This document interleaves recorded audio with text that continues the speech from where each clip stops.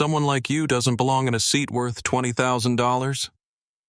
Captain Blake Harrison sneered, his platinum blonde hair catching the harsh cabin lights as he pointed toward the back of the plane.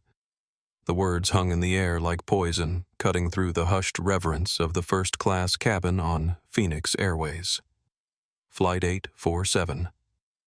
Dr. Zara Williams looked up from her laptop, exhaustion evident in her dark eyes after 72 hours of negotiations that had just changed the aviation industry forever. She wore a faded gray hoodie, torn jeans, and sneakers that had seen better days, looking nothing like the typical diamond-class passenger who frequented this route from New York to London. What Captain Harrison didn't know, what none of the 53 passengers aboard this Boeing 777 knew, was that 3 hours ago Zara had completed the largest acquisition in aviation history.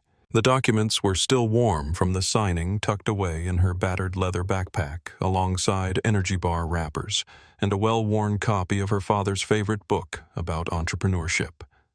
Phoenix Airways was now hers, every bolt, every seat, every drop of fuel in the tanks below her feet. But the press release wouldn't hit the news wires until Monday morning when the markets opened. For now, she was just another passenger in seat 1. The chairman's suite that technically belonged to her, being told she didn't deserve to breathe the same air as the real elites. Zara's journey to this moment had begun in a cramped apartment in Detroit, where she'd built LearnSphere from nothing more than a dream and a second-hand computer.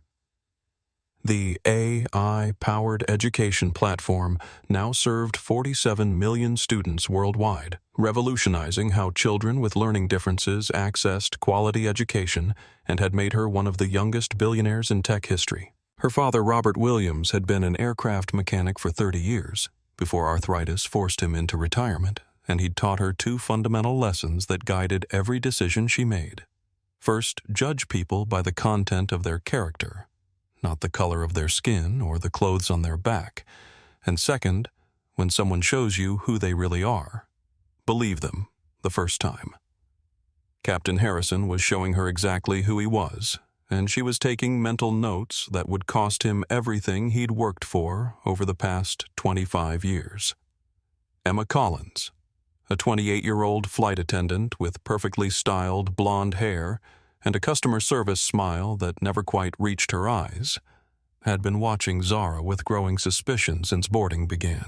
Emma had worked first class for Phoenix Airways for 6 years, and she prided herself on knowing immediately which passengers belonged in the premium cabin and which ones had somehow slipped through the cracks of the reservation system. In the seat directly across from Zara, 8-year-old Tommy Rodriguez clutched a worn mathematics workbook, traveling alone to visit his grandmother in London while his mother worked double shifts at the hospital back home.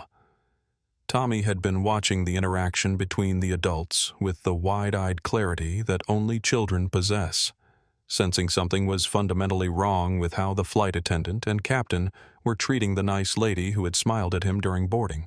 Professor Janet Wright, a 65-year-old education researcher from Columbia University, occupied seat 2A and had been observing the developing situation with the trained eye of someone who had spent 4 decades studying patterns of discrimination in institutional settings.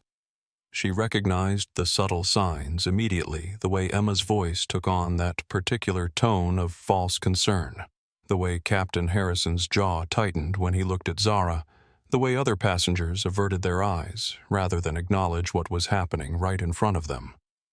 The stage was set for a confrontation that would expose the deep-rooted prejudices that still infected the airline industry, but it would also reveal the incredible power that sometimes hides behind the most unassuming exteriors. Emma approached Zara's seat with that practiced smile, her voice dripping with condescension disguised as helpfulness, completely unaware that she was about to participate in her own professional destruction. Emma's heels clicked against the polished cabin floor as she made her way to seat 1A, her smile brightening with each step, though anyone paying close attention would notice it never touched her eyes.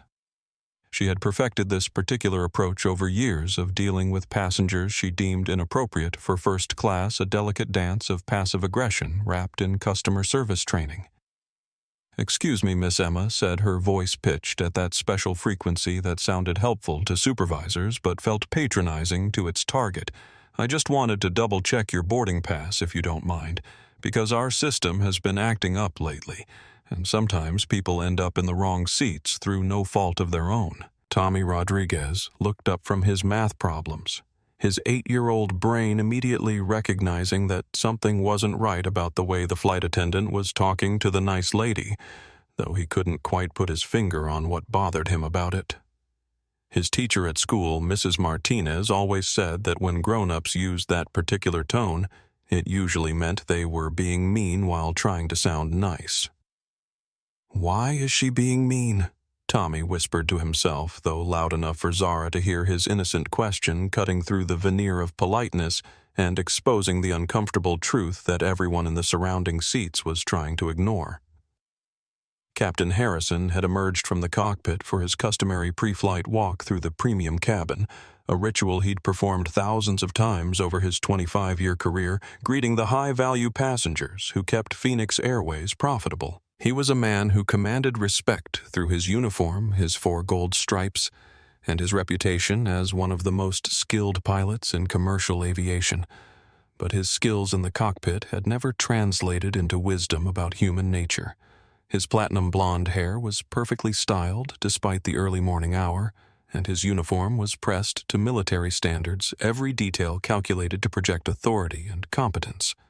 Harrison took pride in maintaining what he called cabin standards, which meant ensuring that the first-class experience lived up to the premium prices passengers paid, though his definition of standards often had less to do with service quality and more to do with his personal comfort with who belonged in his airplane. Blake reviewed the passenger manifest on Emma's tablet, his eyes immediately focusing on the late booking notation next to Zara's name, which triggered his suspicions about what he assumed was a system glitch that had somehow allowed an inappropriate passenger to slip into the premium cabin.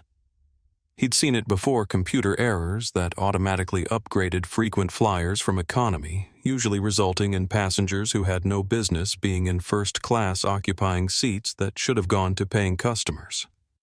Julian Ashworth, 25 years old and heir to a pharmaceutical fortune, was currently pacing the gate area. His designer suit rumpled from a night of partying that had run later than expected, causing him to miss the original check-in window for first-class seating. Julian's father served on Phoenix Airways' board of directors, which meant Julian expected preferential treatment as a matter of birthright, and he'd already made 3 calls to airline executives demanding an immediate upgrade.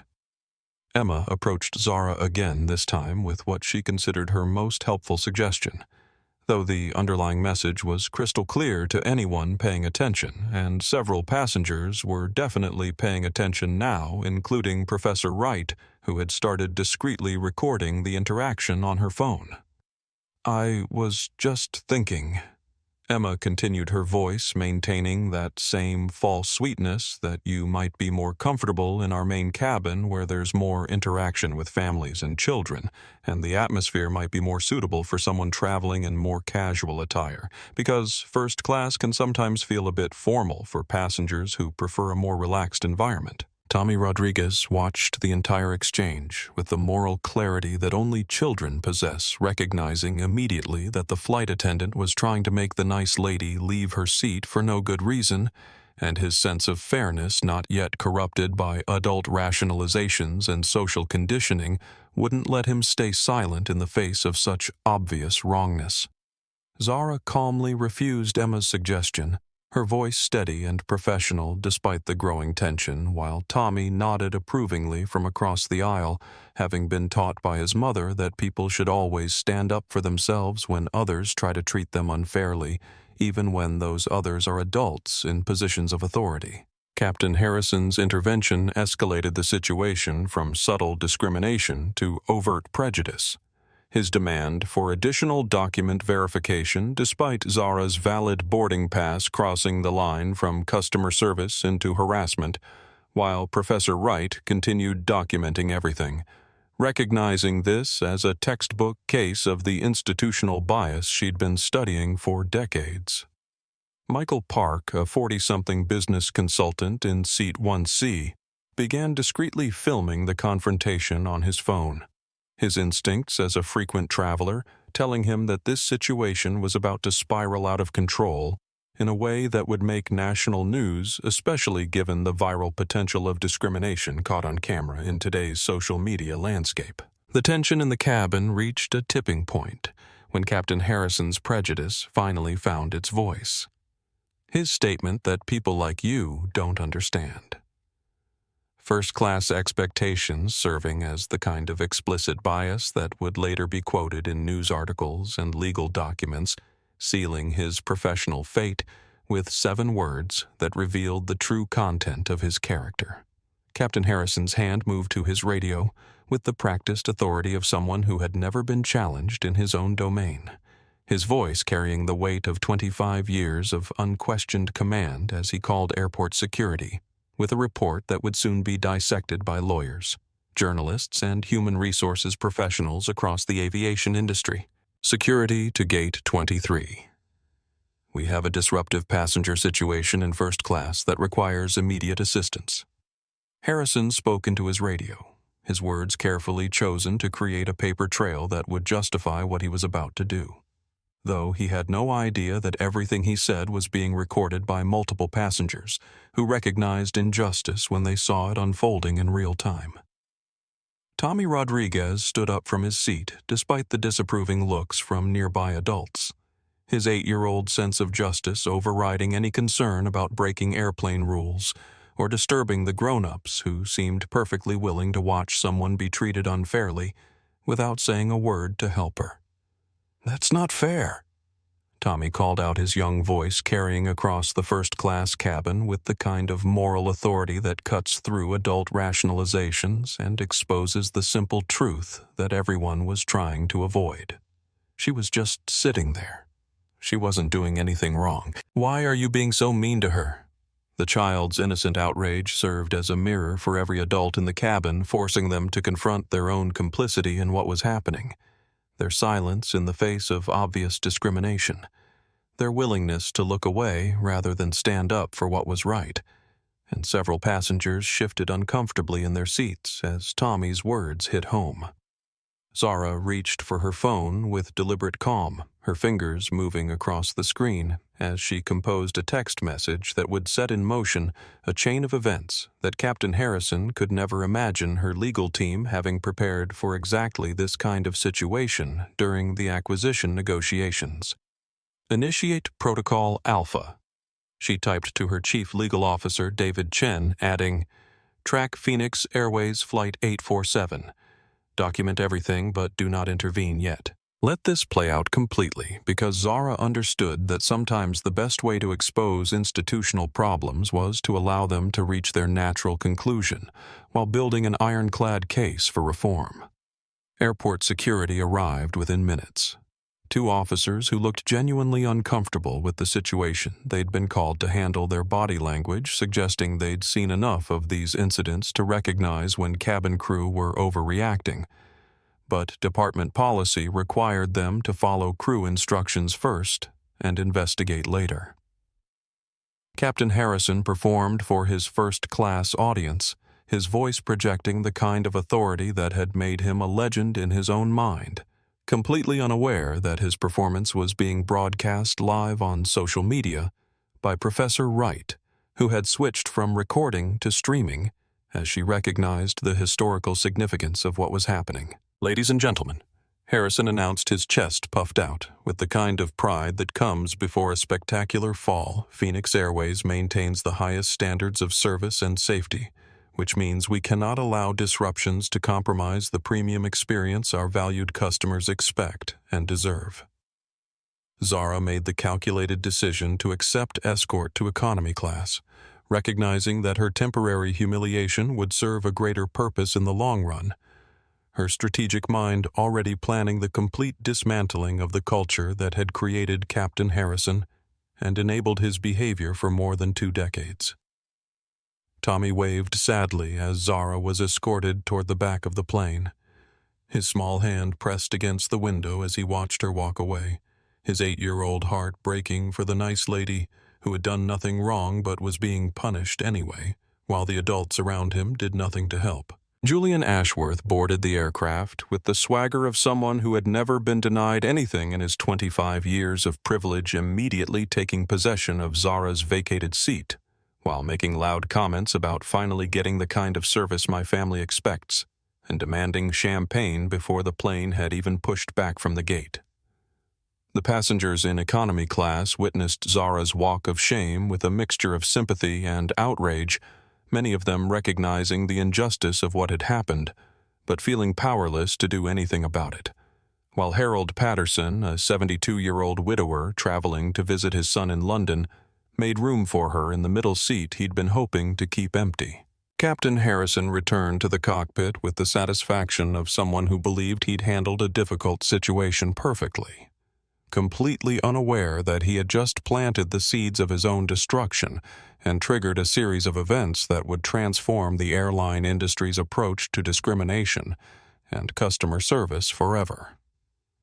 The cramped economy seat felt like a throne of patience to Zara Williams as she opened her laptop and connected to the airplane's Wi-Fi, her fingers dancing across the keyboard with the fluid precision of someone who had built a technology empire from nothing more than determination and code.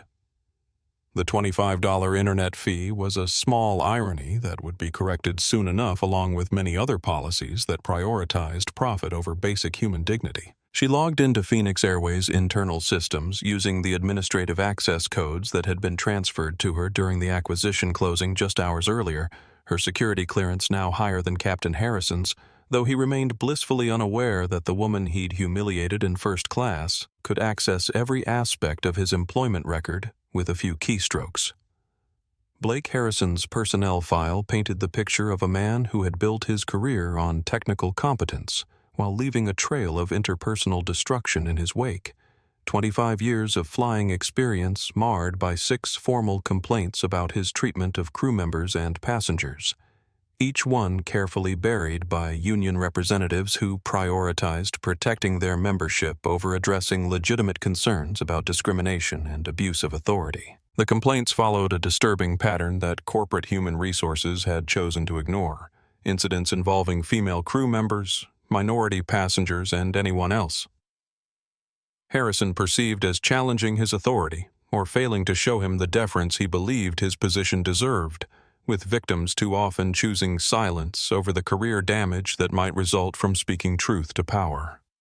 Julian Ashworth had wasted no time making himself comfortable in Zara's former seat, his entitled behavior escalating with each glass of champagne as he treated the first-class cabin like his personal kingdom, and Emma Collins like his servant, his loud voice carrying across the cabin as he bragged about his family connections and made increasingly inappropriate comments to the flight attendants. Tommy Rodriguez had been quietly relocated to economy class by a nervous gate agent who worried about an unaccompanied minor sitting alone in first class without proper supervision, and he found himself in the seat directly behind Zara, his 8-year-old presence serving as an unexpected source of comfort and moral clarity in the midst of adult prejudice and institutional dysfunction.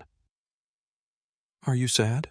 Tommy asked with the directness that only children possess, his small face appearing between the seats as he looked at Zara with genuine concern. "My mom says that bullies make people sad, but she also says that sad feelings don't last forever if you have good people around you who care about what happens to you." Harold Patterson, the elderly widower who had offered to share his sandwich during Zara's walk to economy, began telling stories about discrimination he'd witnessed during the civil rights era, his weathered hands gesturing as he described protests and lunch counter sit-ins, his voice carrying the weight of lived experience as he told Zara that some things never changed, but good people like her gave him hope for the future.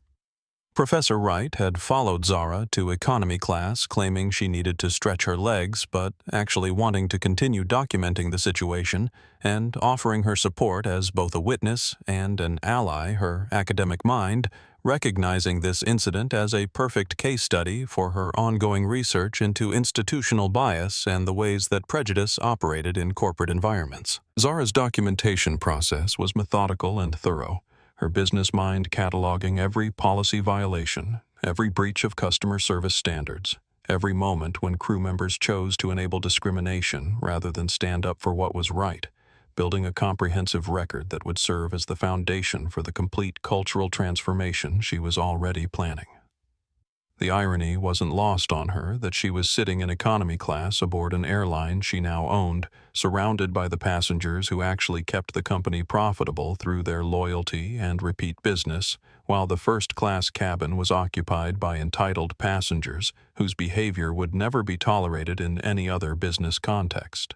Captain Harrison's authority remained unchallenged in the cockpit and first-class cabin, his ego fed by Julian's drunken praise and Emma's nervous compliance, completely unaware that every decision he made was being monitored and recorded by the new owner of his airline, who was patiently waiting for the right moment to teach him lessons about respect, dignity, and the consequences of prejudice. The Boeing 777 hit a pocket of severe clear air turbulence over the Atlantic. The kind of sudden violent shaking that sends unsecured objects flying and tests every passenger's faith in the laws of physics. But the real turbulence was happening in the first-class cabin, where Julian Ashworth's entitled behavior was about to collide with the reality that money and family connections couldn't protect him from the consequences of his actions. Julian had been drinking steadily since takeoff, his consumption far exceeding the responsible service standards that flight attendants were trained to enforce. But Emma Collins was too intimidated by Captain Harrison's earlier warnings about maintaining passenger satisfaction to risk cutting off the son of a board member, even as his behavior became increasingly erratic and inappropriate.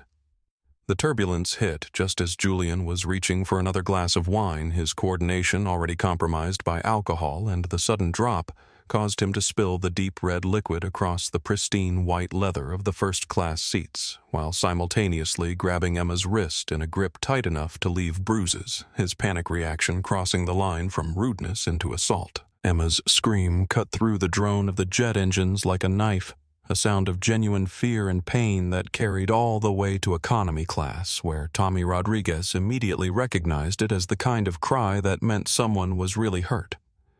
Not just startled or embarrassed, and his 8-year-old instincts told him that adults were supposed to help when someone was screaming like that.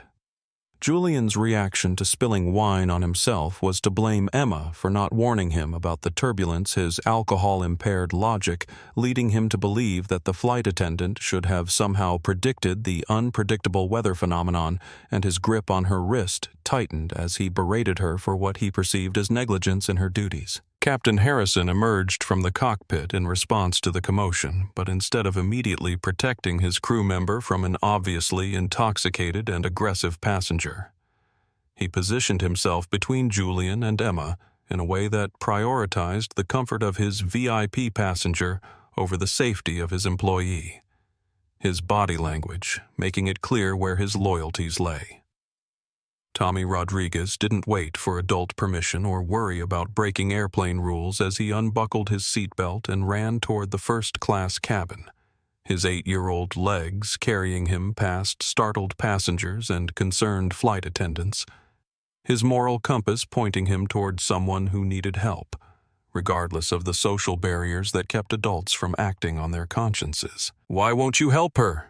Tommy demanded as he burst through the curtain separating economy from first class, his young voice carrying the kind of moral authority that cuts through adult rationalizations and excuses. "She's crying. Can't you see she's hurt? Why are you just standing there when she needs help?" The child's pure moral clarity served as a mirror for every adult in the cabin, exposing the ugly reality that they were all witnessing an assault and choosing to do nothing about it, their silence and inaction making them complicit in Julian's behavior and Captain Harrison's failure to protect his own crew member from obvious harm. Zara Williams rose from her economy seat with the fluid grace of someone who had trained in martial arts to manage the stress of building a billion-dollar company, her movement drawing the attention of passengers throughout the cabin as she made her way forward with the calm determination of someone who had finally seen enough to justify direct intervention.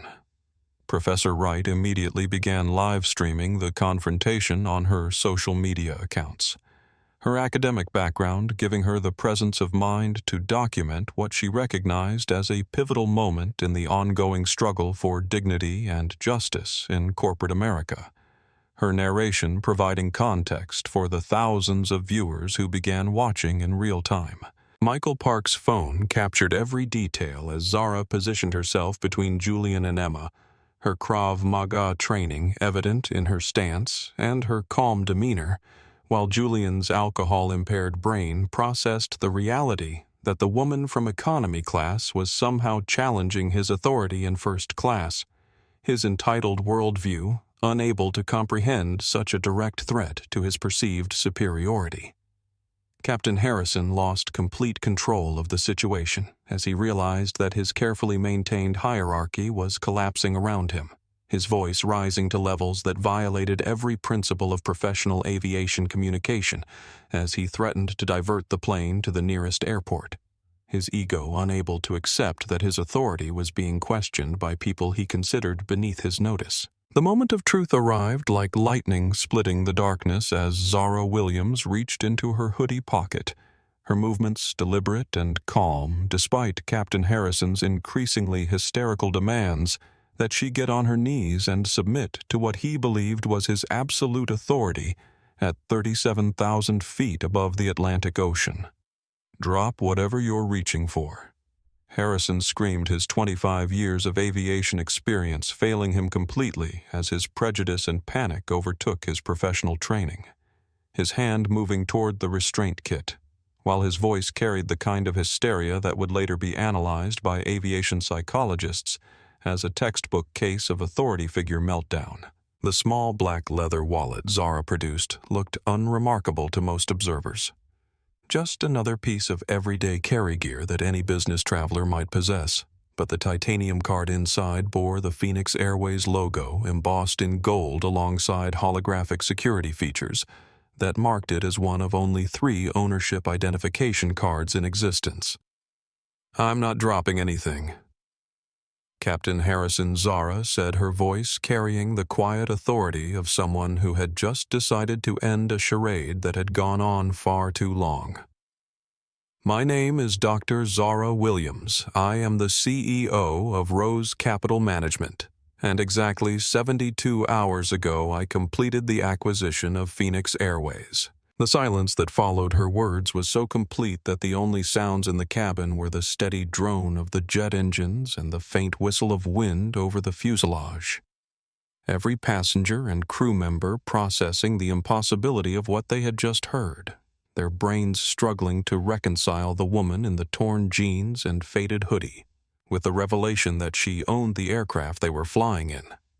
Captain Harrison's face went through a series of color changes that would have been comical under different circumstances, his expression cycling from disbelief to denial to dawning horror as the implications of what he had done began to penetrate his consciousness, his career flashing before his eyes as he realized he had just humiliated and discriminated against the person who now controlled his professional future. Tommy Rodriguez began clapping his small hands together with the pure joy that only children express when they witness justice being served, his 8-year-old sense of fairness completely satisfied by the revelation that the nice lady who had been treated so badly was actually the most important person on the entire airplane, making her victory over the mean captain even more satisfying. "You're like a superhero in disguise," Tommy exclaimed, his words carrying across the cabin and perfectly capturing what every other passenger was thinking. The classic story of the underestimated hero revealing their true power, at the moment when evil seemed to triumph, the kind of narrative that resonated in every human heart regardless of age or background. Zara held up the legal documents that proved her ownership of Phoenix Airways, the papers bearing official seals and signatures that had been notarized just hours earlier in a Manhattan law office, while Captain Harrison's hands shook as he tried to process the reality that his prejudice had led him to attack the one person on Earth who could destroy his career with a single phone call. The titanium ownership card caught the cabin lights as Zara turned it slowly, the holographic security features clearly visible to everyone in first class, while she calmly explained the timeline of the acquisition and the reasons why the public announcement had been delayed until the following Monday, her professional demeanor contrasting sharply with Harrison's obvious panic. Julian Ashworth, his alcohol-impaired brain finally grasping that his family's political connections were worthless against someone who actually owned the airline, began a pathetic attempt at damage control that only made his situation worse, his entitled worldview crumbling as he realized that real power looked nothing like what he had been taught to expect. Emma Collins broke down crying as the full weight of months of harassment and intimidation came crashing down on her, the relief of knowing that someone with the authority to protect her had witnessed everything, mixing with the shame of her own complicity in the discrimination against Zara, her tears carrying years of accumulated frustration and fear. Harold Patterson emerged from economy class with the satisfied expression of someone who had lived long enough to recognize justice when he saw it, his 85 years of experience having taught him that the universe occasionally delivered exactly the right consequence to exactly the right person at exactly the right moment, making the wait worthwhile. Professor Wright's livestream had attracted over 50,000 viewers in real time, her academic commentary providing context for what audiences were witnessing, while her documentation ensured that this moment would be preserved as a teaching tool for future generations, studying power dynamics, institutional bias, and the importance of standing up for what was right. The London Metropolitan Police were waiting at the gate when Flight 847 touched down at Heathrow, their presence arranged through diplomatic channels that moved faster than Julian Ashworth's father could mobilize his political connections. The assault charges against the senator's son already filed and processed through international law enforcement databases. Captain Blake Harrison found himself stripped of every symbol of authority he had worn with such pride for 25 years. His 4 gold stripes cut from his uniform sleeves, while passengers and crew members watched through the windows of the jet bridge, the ritual humiliation serving as a public demonstration that actions had consequences regardless of seniority or union protection. Zara Williams signed the paperwork promoting First Officer Sarah Kim to Chief Pilot on the spot.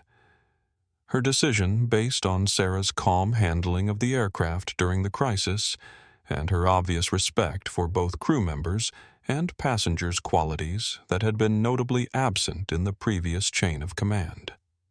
Emma Collins received her promotion to cabin service director through tears of relief and gratitude, her new position coming with the authority to implement passenger advocacy programs that would ensure no crew member would ever again be pressured to enable discrimination or abuse in the name of customer service.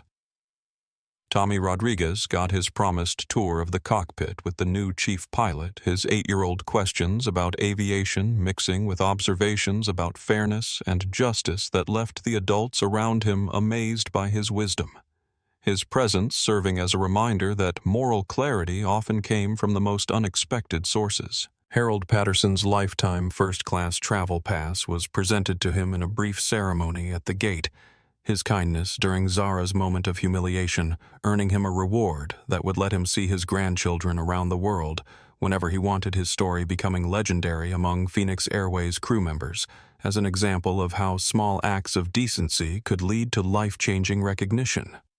Professor Wright's viral video had already reached 50 million views across multiple platforms, her documentation of the incident becoming a case study that would be taught in business schools and diversity training programs for decades to come, her academic research suddenly having real-world impact beyond anything she had imagined possible. Blake Harrison's walk through Heathrow Terminal was captured by dozens of passengers with their phones, his former colleagues from other airlines averting their eyes rather than acknowledge someone whose career had been destroyed by his own prejudice, his reputation in the aviation community irreparably damaged by 30 minutes of behavior that revealed his true character.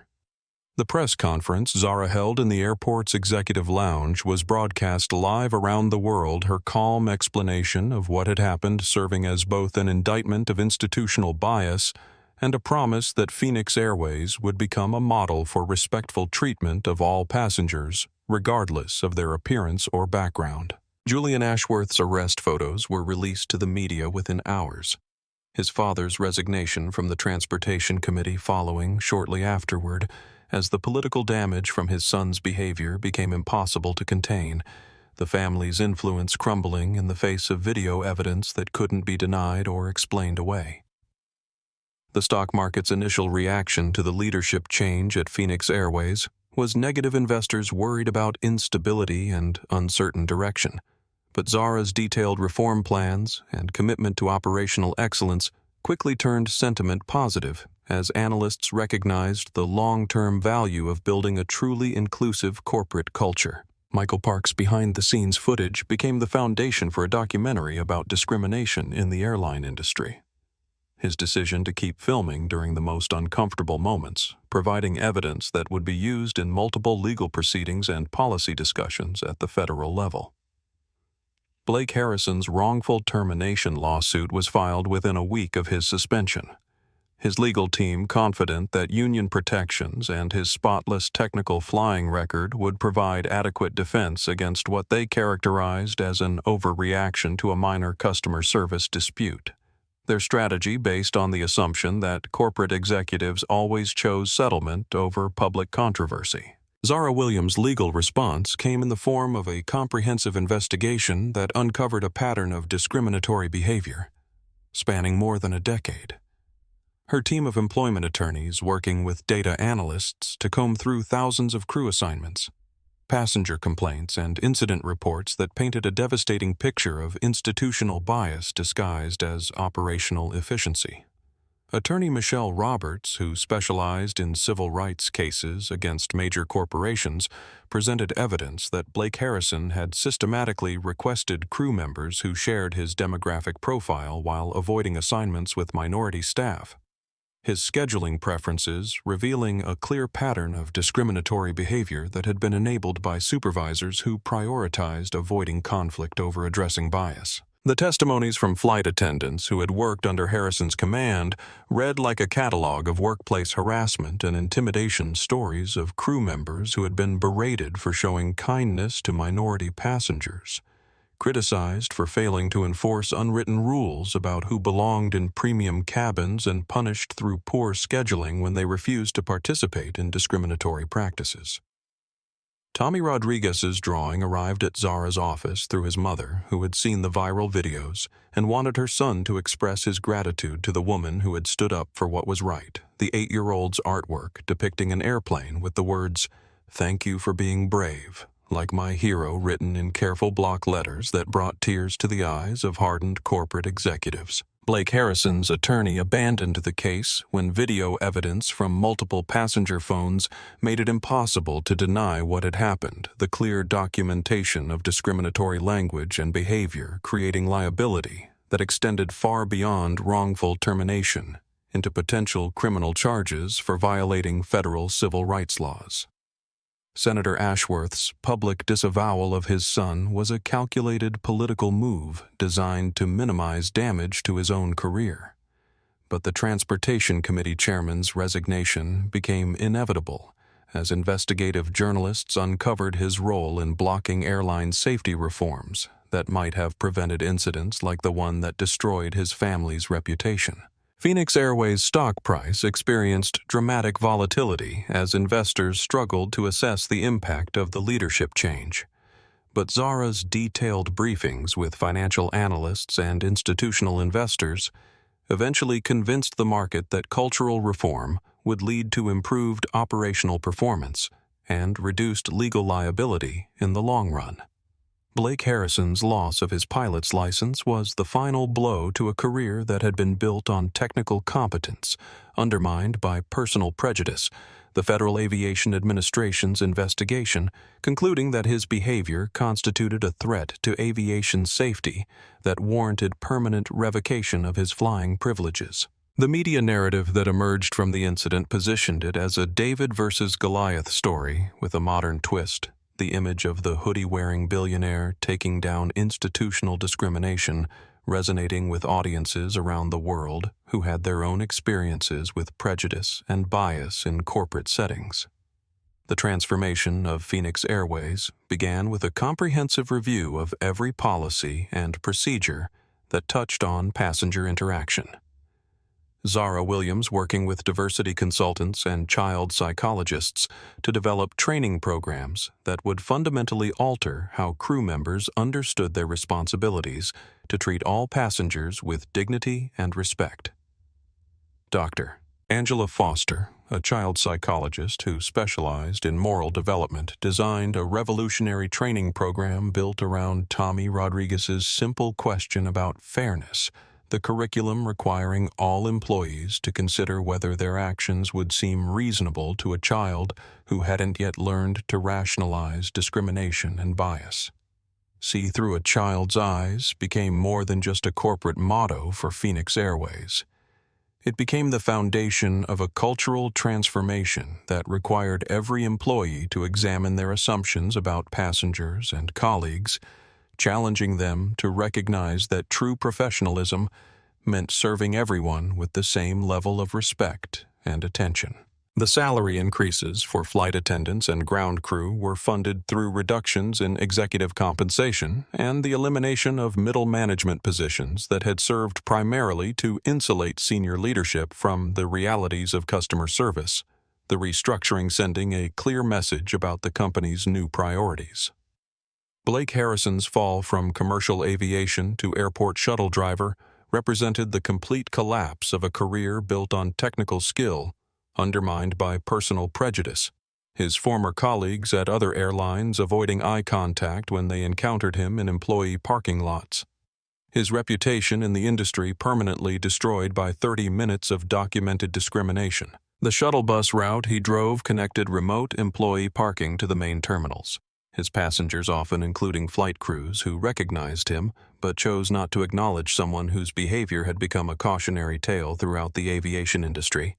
His isolation serving as a daily reminder of the consequences of treating others as less than human. Emma Collins thrived in her new role as cabin service director, implementing passenger advocacy programs that gave crew members both the training and authority to intervene when they witnessed discrimination. Her personal experience with harassment making her uniquely qualified to recognize and address similar situations before they escalated. Harold Patterson's role as an unofficial company ambassador was formalized through a consulting arrangement that brought him to new hire orientations where his story about sharing a sandwich with a stranger who turned out to own the airline became a powerful illustration of how small acts of kindness could have profound and unexpected consequences. Professor Wright's academic research suddenly had real-world applications as business schools around the country began teaching the Phoenix Airways case as an example of how institutional bias could be identified, documented, and systematically dismantled through leadership commitment to cultural change rather than superficial diversity initiatives. The industry-wide changes that followed the incident reflected airline executives' fears that similar exposure could devastate their own companies, leading to voluntary adoption of training programs and policy reforms that might have taken decades to implement through traditional regulatory channels. The power of viral video creating change faster than legislation ever could. 6 months after the incident that changed everything, Blake Harrison was refilling the shuttle bus with fuel at a service station near Heathrow when he spotted a familiar figure at the coffee shop across the street, the sight of Dr. Zara Williams stirring emotions he had been trying to suppress since his world collapsed around him. He had lost 30 pounds since losing his pilot's license, the stress of financial ruin and social isolation taking a visible toll on his appearance. His once perfect uniform replaced by the rumpled work clothes of someone who now earned $18 an hour, driving passengers between parking lots and terminals. Zara was traveling with Tommy Rodriguez, now 9 years old, and serving as Phoenix Airways' youngest consultant after his insights about fairness had been incorporated into the company's training programs, his presence at corporate events serving as a reminder that moral clarity often came from unexpected sources. Tommy initially didn't recognize the man approaching their table, his young memory having processed the airplane incident as a complete story with clear heroes and villains. But when he realized who Blake Harrison was, his innocent directness cut through all the adult complexity surrounding forgiveness and redemption. "Are you sorry for being mean?" Tommy asked with the kind of straightforward honesty that adults spend decades learning to avoid his question, forcing Blake to confront the fundamental issue that no amount of legal maneuvering or union protection could address. Blake's breakdown came without warning, months of suppressed guilt and self-recrimination pouring out in front of the woman he had wronged and the child who had exposed his moral failure. His tears carrying the weight of a career destroyed by his own choices and a reputation that could never be fully repaired. "I destroyed everything good about myself," Blake admitted, his voice barely above a whisper as he struggled to find words for the shame that had consumed him since realizing the full extent of his prejudice and its consequences, his confession serving as the first step toward whatever redemption might still be possible. Zara's response surprised him with its lack of gloating or satisfaction. Her success in transforming Phoenix Airways having taught her that true victory came through creating positive change rather than simply punishing those who had acted badly. Her approach to justice focused on prevention rather than retribution.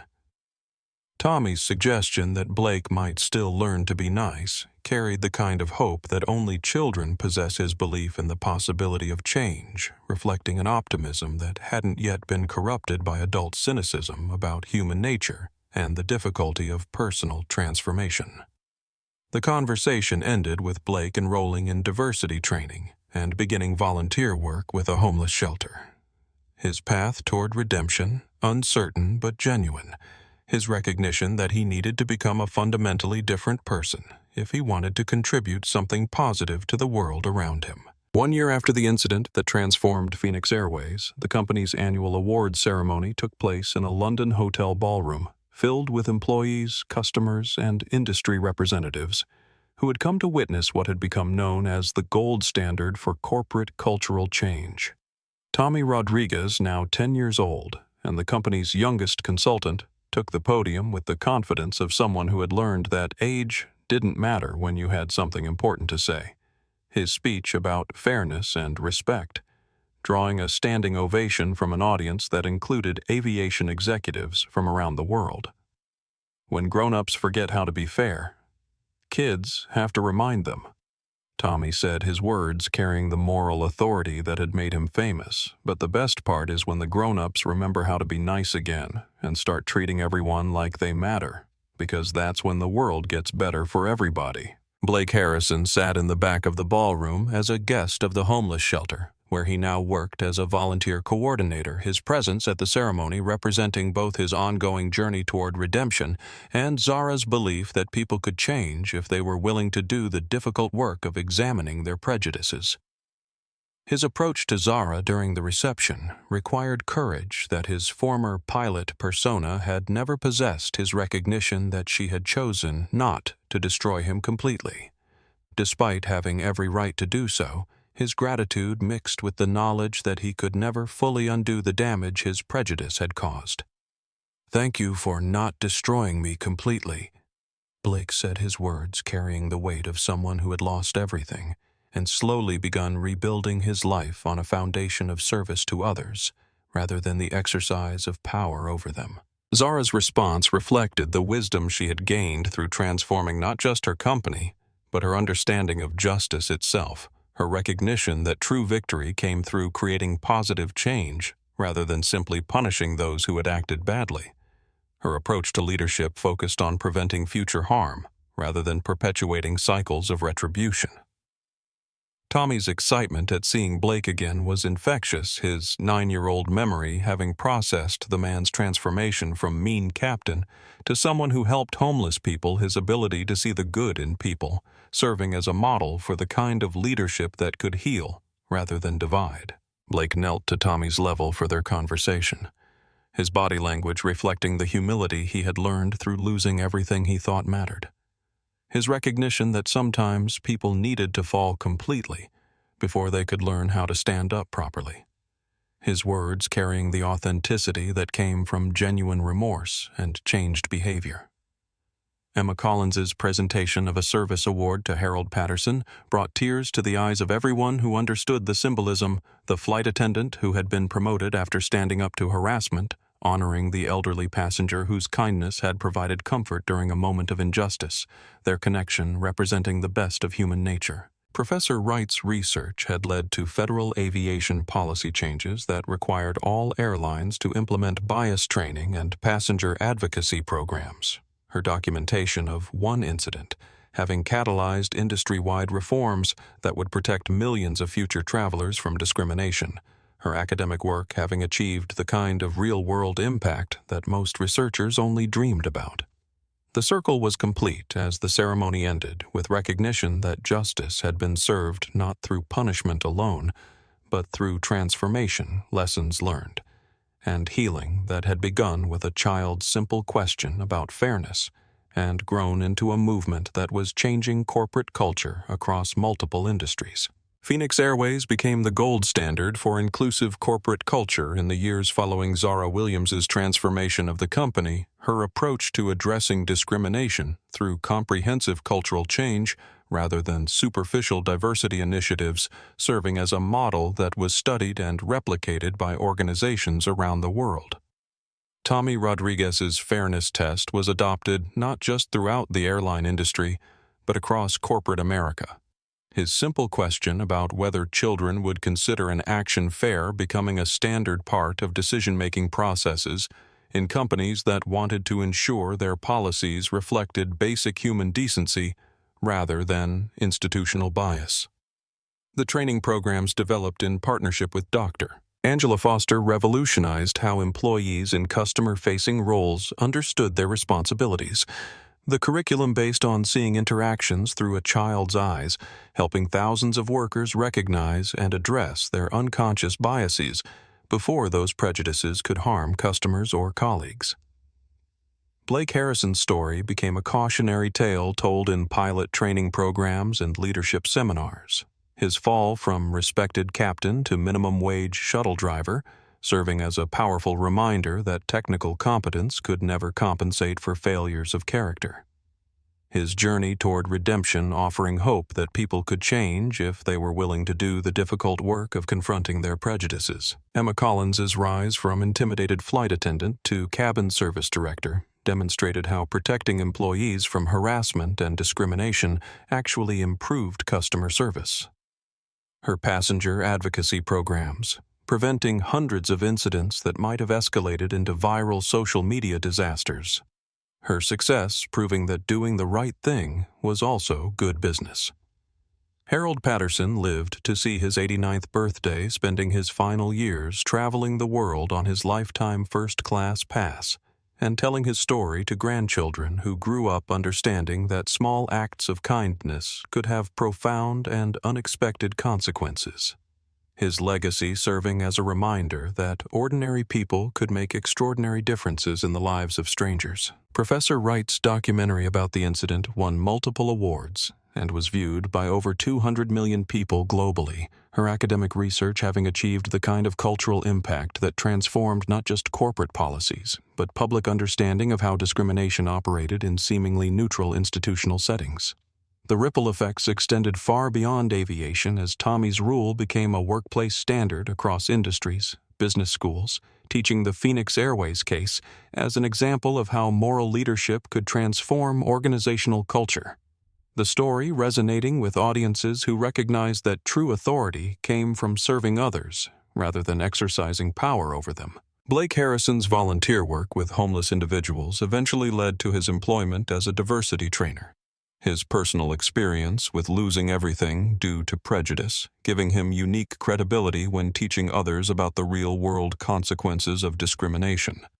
His transformation from perpetrator to advocate, demonstrating that redemption was possible for those willing to change. Zara Williams expanded LearnSphere's global reach to serve over 100 million students using the airplane incident as a teaching moment about bias and power in the educational content.